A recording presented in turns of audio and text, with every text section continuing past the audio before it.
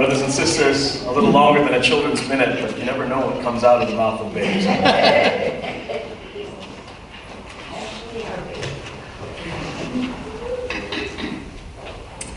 Speaking of summer vacation, during the summer, I'm privileged to be a stay-at-home dad. It's one of the great perks of being a PhD student at U of C, where they give us amazing financial support, and more importantly, having a wife who's pretty high up in her organization. I don't have to take a job during the summer months. I'm a trophy husband, as you can see. Now, I love being home with Marcus, and honestly, now that he's in school all 5 days a week, sometimes I struggle with the separation. Even when Marcus was in daycare last year, I would at least get 1 or 2 full days with him at home. We'd go to the park, we'd play toys, we'd hang out and do Daddy and Marcus stuff. Like Ninja Turtles, things that Mommy doesn't do. Getting to play with him all day during the summer, I was spoiled with joyful moments. But still, even as much as I enjoyed those fun-filled summer days, come the fall, I couldn't shake the drive and the urge to get back into university life. Now, as much as I love being home with Marcus in the summer break, come the fall, I always need a break from the break. The occasional moment of peace from the constant barrage of infinite energy, packaged in all too finite bursts of attention span that I get from letting him play Angry Birds or watch Taylor Swift videos on YouTube, or an episode 6 of Sesame Street, like the #1 all-star father of the year that I am, just doesn't do enough to preserve my sanity by the end. I need time to think. I need time to ponder and explore philosophical and political positions. I need to read, to write, to analyze. These things are part and parcel of me feeling fully me, fulfilling my self-identity as a scholar and as a teacher, and I'm antsy when I can't do them.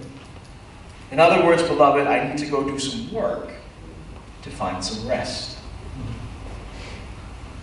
Now, the idea that going back to work can be restful or even rejuvenating seems at first to be pretty contrary to our traditional ideas of what work and rest, labor and Sabbath mean. Our scripture for this morning, however, shows us that Jesus, in contrast to the Pharisees, doesn't think about the Sabbath solely in universal or traditional or even cultural terms. Rather, Christ fully embraced the complexity of how we, as unique individuals, observe the Sabbath. Now, the Pharisees are so often thought of as those guys in the Bible that nitpick the rules to the point of absurdity and made all kinds of minute rules to overburden people. But I think in the passage that we read this morning, they're the ones who made the Sabbath law a little bit lighter, a little bit more common sense, by taking the passage at face value, as an instruction guide, even granting some exceptions, though of course, not as many as Jesus would like.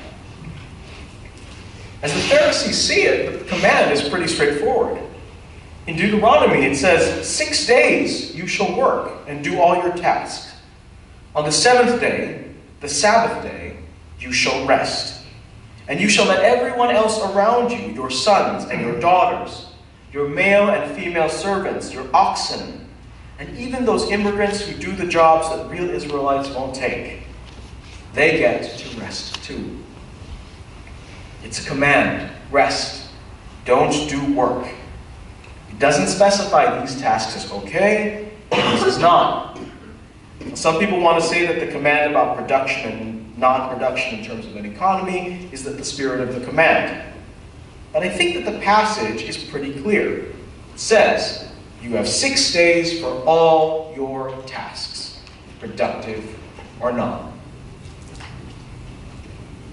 In the community where Alyssa and I grew up, it was frowned upon to do things even resembling work on Sunday.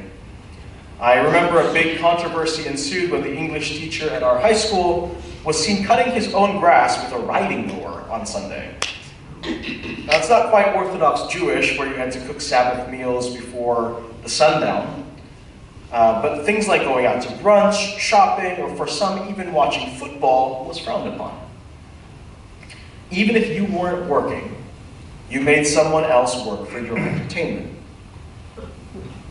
Now, on most Sundays in the fall, how many people do you know, me being at least one of them, head out from church or skip church entirely and immediately plopped out on the couch with snacks and a cold drink and are an accessory to the breaking of the Sabbath? Gotta catch the Bears game, right? But maybe for you it's not football. Maybe it's brunch. After church, my family's going out for my dad's birthday. Happy birthday, Dad. Maybe your rest comes in the form of going for a run or a swim. Maybe it comes in the form of a backyard garden, sowing and planting. That was the literal definition of work in the agrarian society of Jesus' day. So, are we all just hopeless Sabbath breakers? Is the only way to keep the Sabbath to unplug and totally disconnect from the world? Some of you might be saying, yes, amen. Head to the mountains, breathe the fresh air, get some solitude, get back to basics, push away all the noise so that we can hear God's whispers on the wind. Some of you, like my wife over there, are probably saying that being alone is the most stressful thing that you can imagine.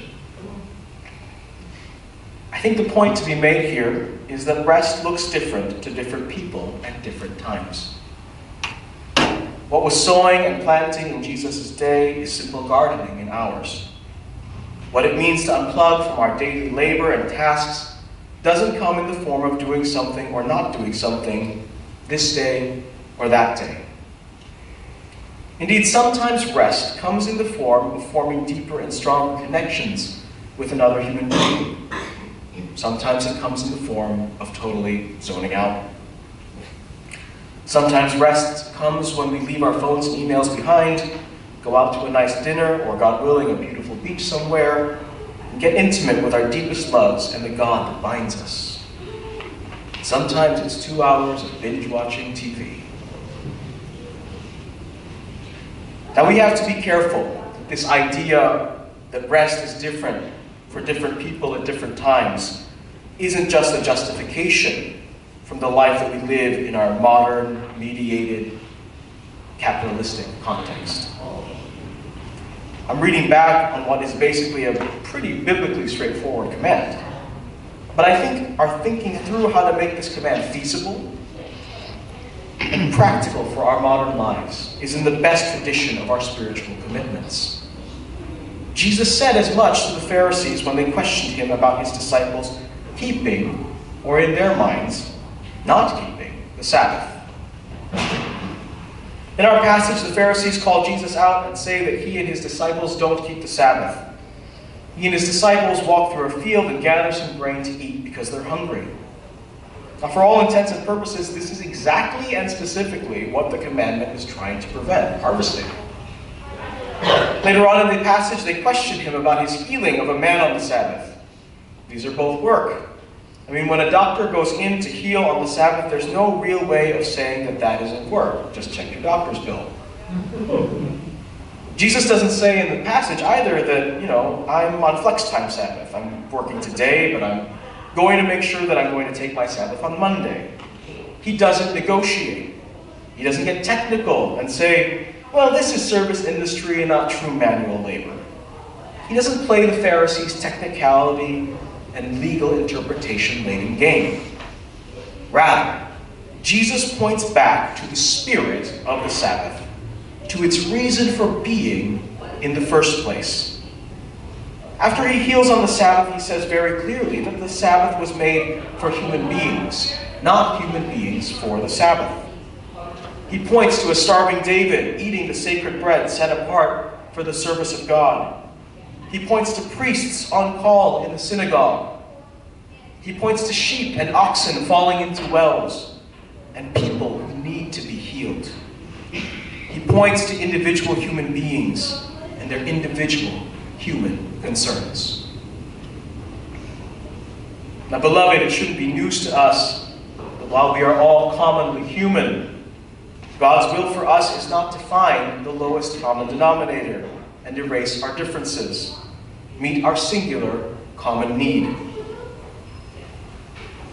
It means celebrating those things that make us distinct, that give us personality, that make us fully human.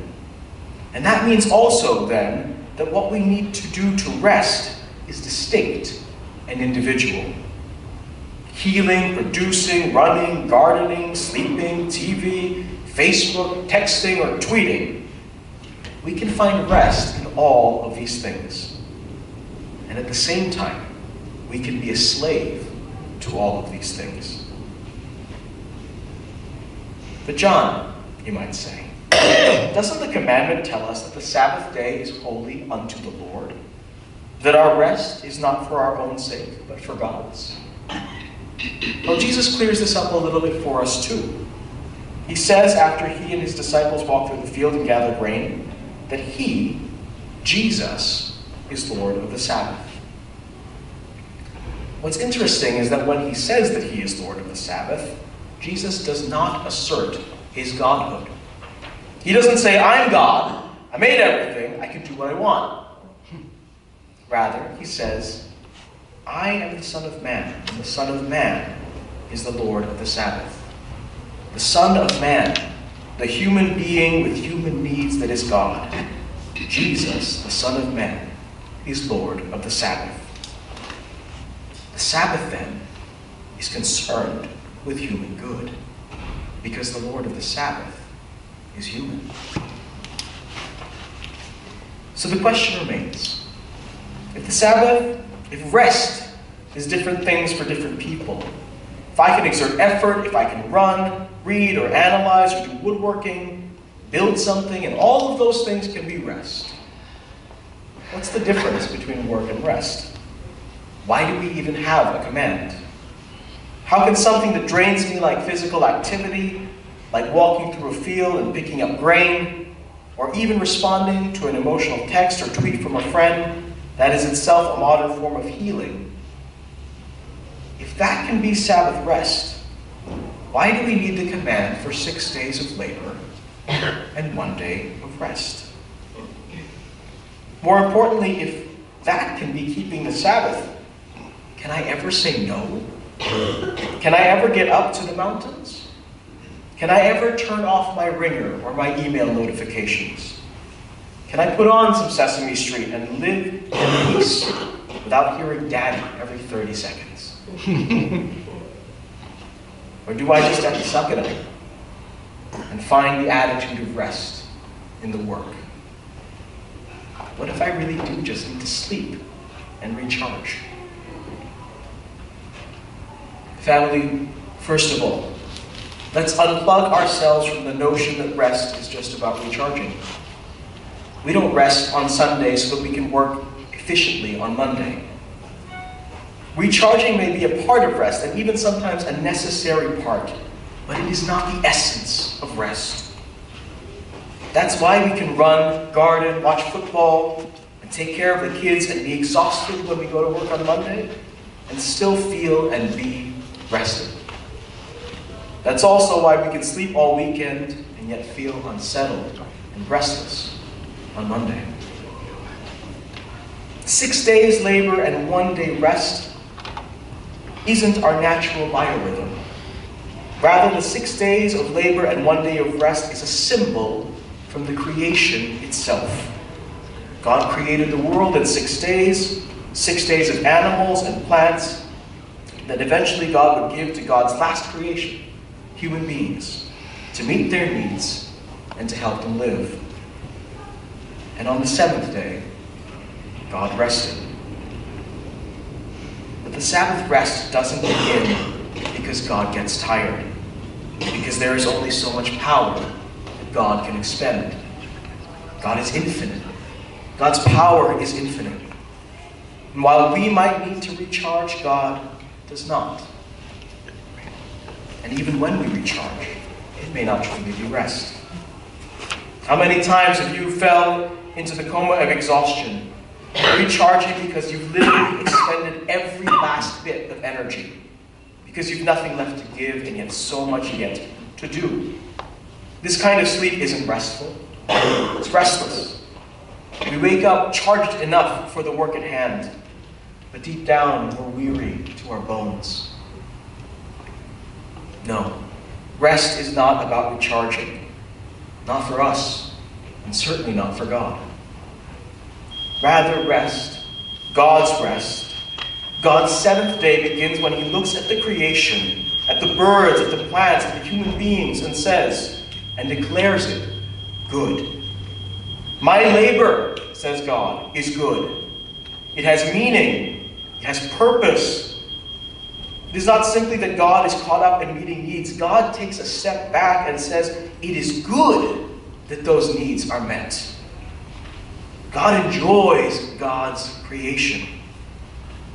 And so Sabbath rest, my family, is not cutting yourself off from distraction. It's not your turn to get your needs met. It's not getting back to basics.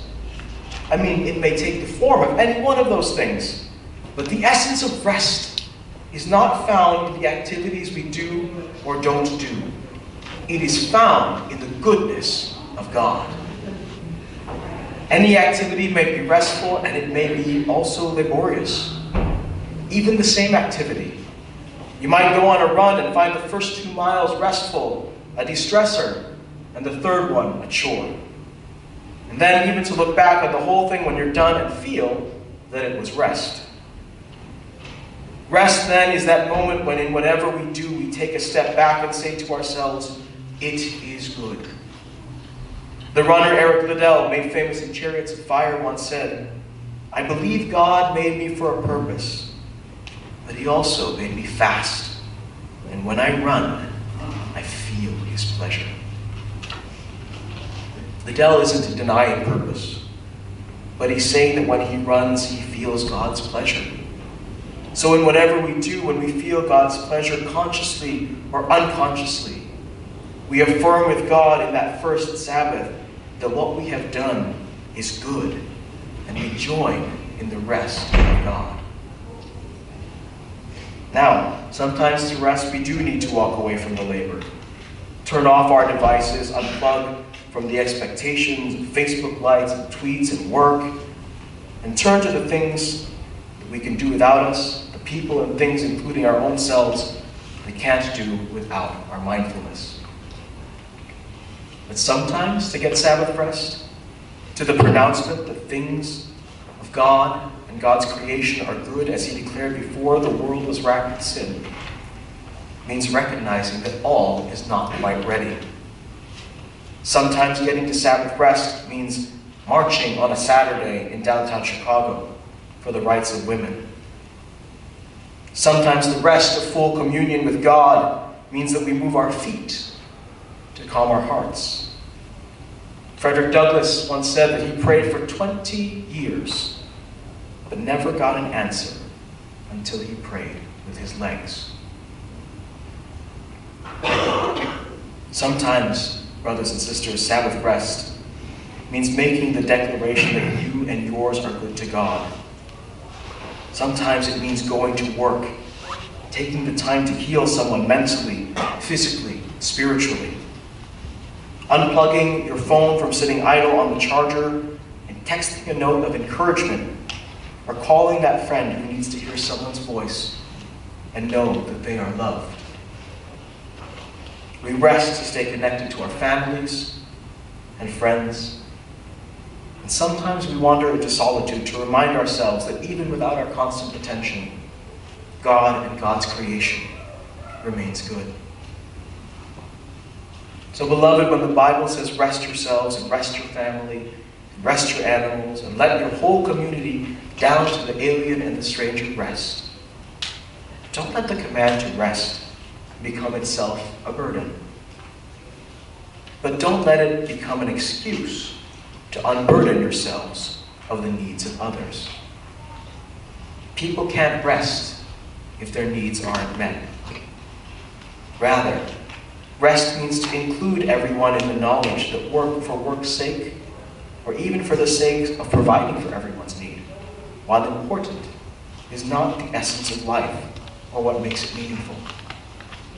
Rather, rest, Sabbath, is to be comfortable and safe in the knowledge that creation, even with all its perils, is meant for good.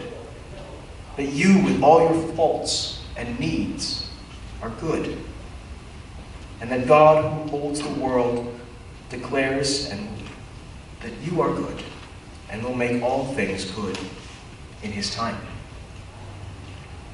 Rest for the weary, then, comes in knowing that through life's burdens, life's constant burdens, we can cast them down at the feet of a God who bore them all on a cross.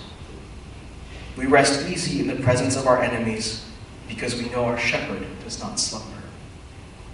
We rest, we Sabbath, because when Jesus was asked about rest, he pointed to the needs of human beings and showed he could meet them. We rest then because God is good. Amen.